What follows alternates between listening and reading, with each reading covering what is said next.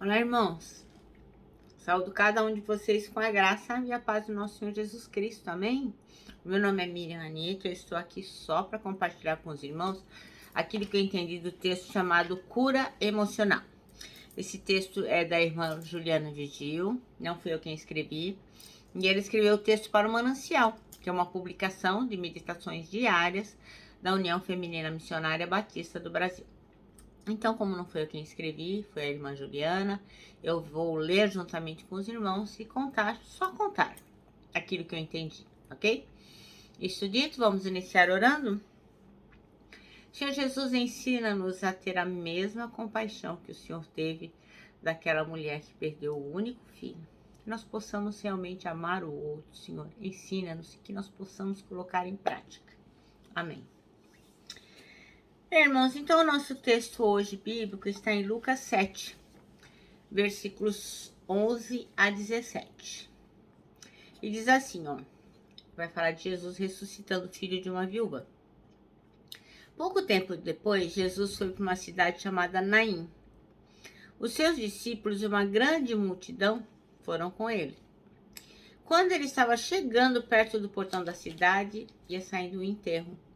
O defunto era filho único de uma viúva, e muita gente da cidade ia com ela.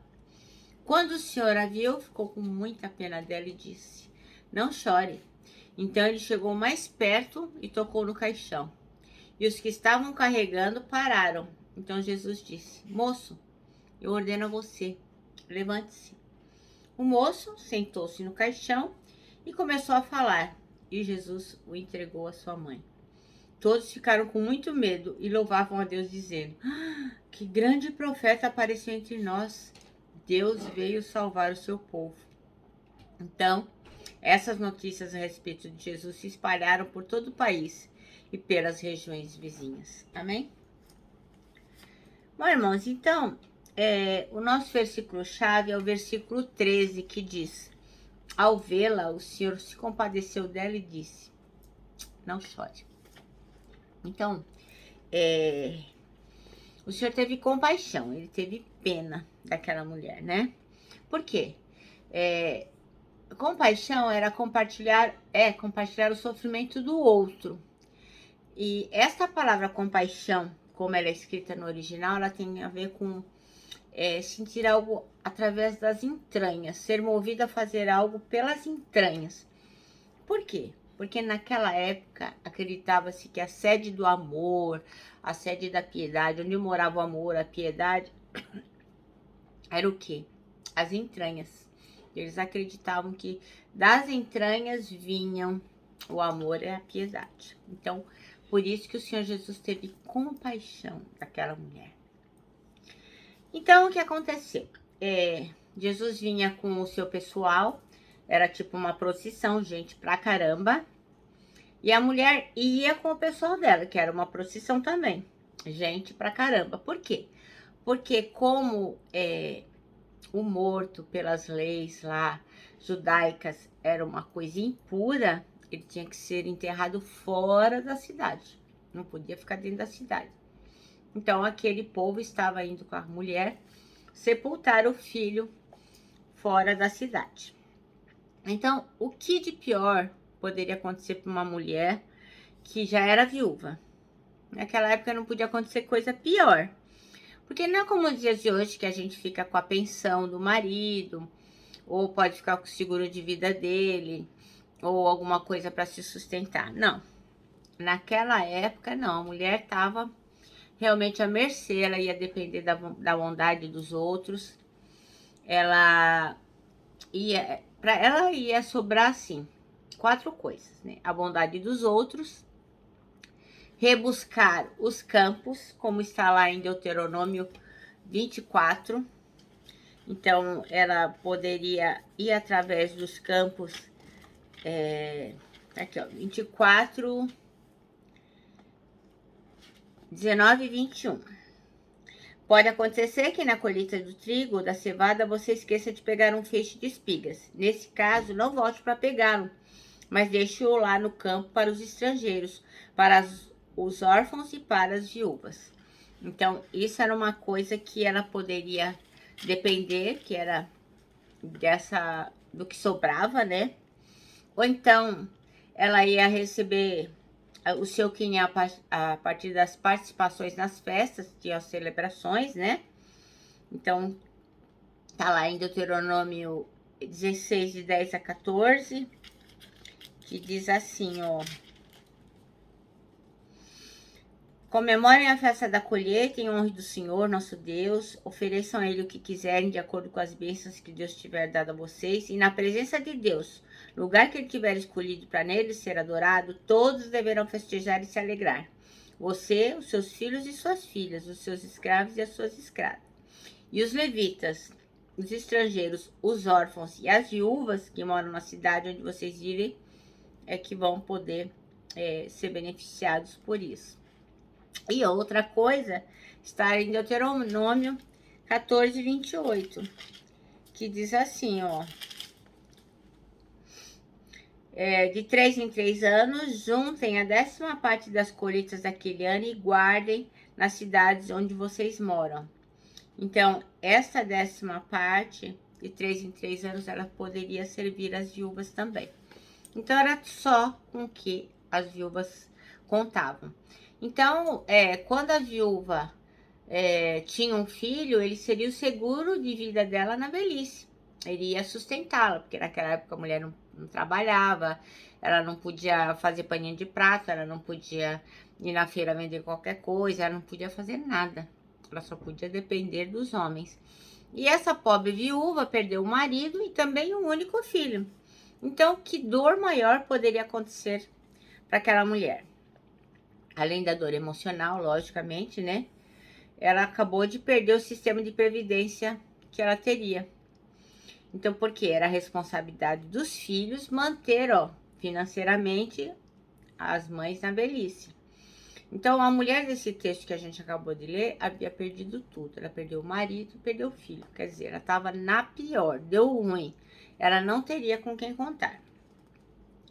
Seus relacionamentos mais importantes e sua projeção de vida tinham ido por água abaixo. E aí, o que a Bíblia diz? Que Jesus se compadeceu dela, teve compaixão, colocou o seu coração na miséria dela, teve misericórdia. Então, o termo grego do qual deriva a palavra compadecer indica intestinos, entranhas, significa alguma coisa, uma dor profunda. Então, Jesus conhecia cada lágrima daquela mulher e ele tinha o olhar atento às mais profundas emoções. E aí, o que aconteceu? O amor de Jesus se mostrou absoluto, como sempre, né? O amor do Senhor sempre nos resgata. Então, tocar em um morto tornaria Jesus impuro. Mas o que acontece? Jesus Cristo, ele foi além daquilo que a regra da religião tinha. Ele foi além daquilo que os outros poderiam esperar dele. Ele transgrediu o tabu, ele transgrediu a regra religiosa. Então, ele não se importou em se tornar impuro naquele momento.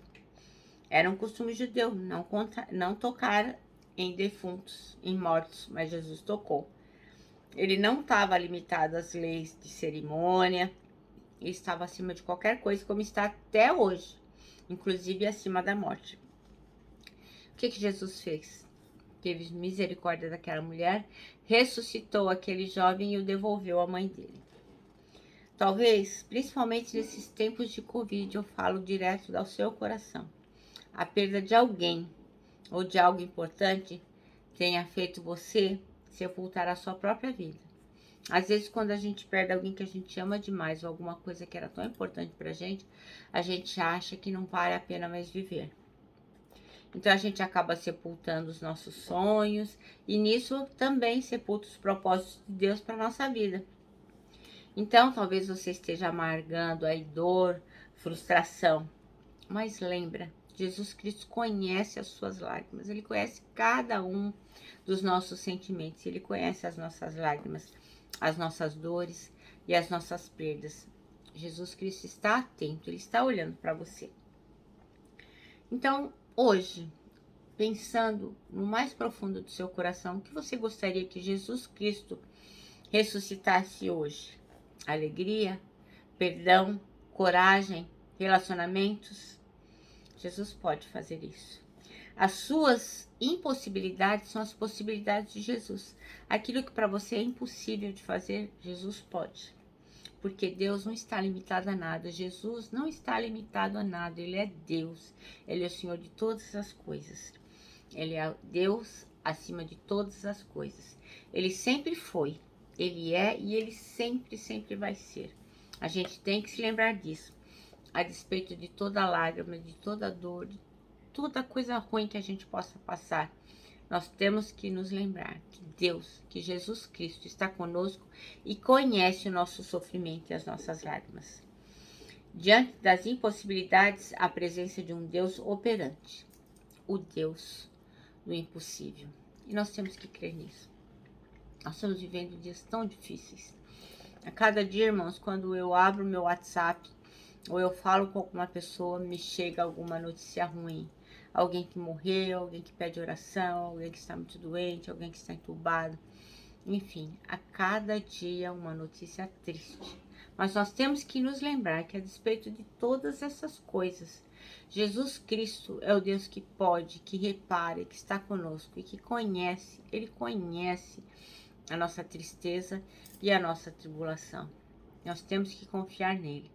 Temos que ter certeza que a despeito do vale, da sombra e da morte, pelo qual nós possamos estar passando, Jesus Cristo está conosco. Ele não larga a nossa mão. E o nosso manancial termina assim, ó. Jesus conhece e se compadece de todas as suas lágrimas. Eu creio nisso, irmão. Você crê também? Então nós temos que dizer isso para outras pessoas.